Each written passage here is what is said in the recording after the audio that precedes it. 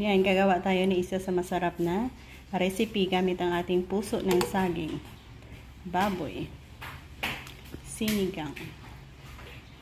Yan, isa ito sa paraan na mabilis at masarap.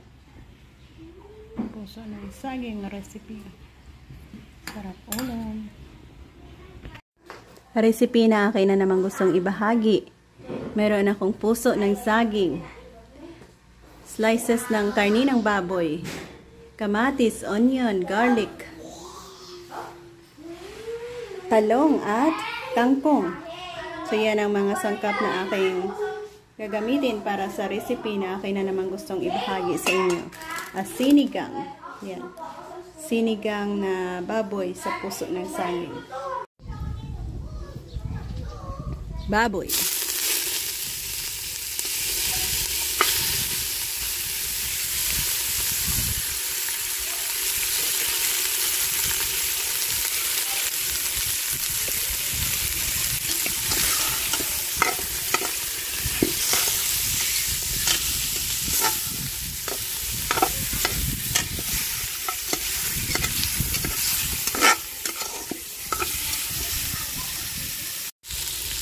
Add natin ang onion, garlic, kamatis.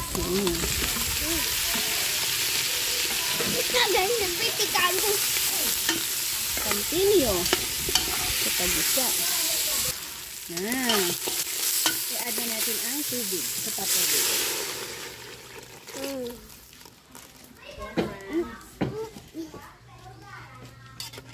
Ilaga hanggang sa lumambot. Sabay natin ang puso ng saging. Yan, i-add natin ang puso ng saging. At sabay natin ilaga dyan.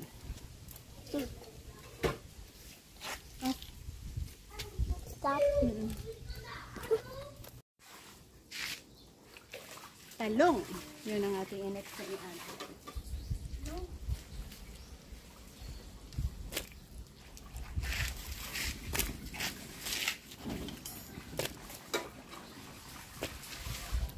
Ulit. Ano ya? Ano ya ta? Cover. Ayan, hindi mo tumbay. Basta yung tumbay sila sa abang soup. Soup base. Soup base. Cellphone. What is it? A soup base cellphone. Hindi rin kayo pagpapali. Off, on. On. On? Gin-on ko doon. Ang? On. Then? Ay, naka-on doon.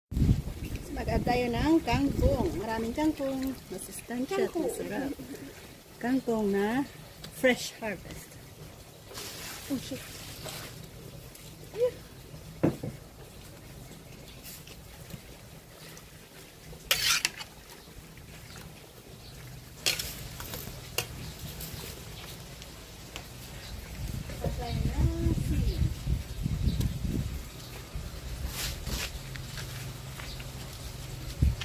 Sinigang. Mama din.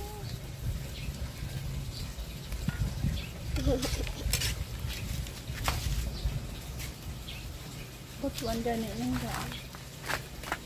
asin. Sa kuluan hanggang sa maluto ang kangkong. Kangkong lang naman ang ating abangan diyang maluto. Cover. Thank you for joining me sa aking pagluluto dito ng sinigang na baboy, puso. Sarap ulam.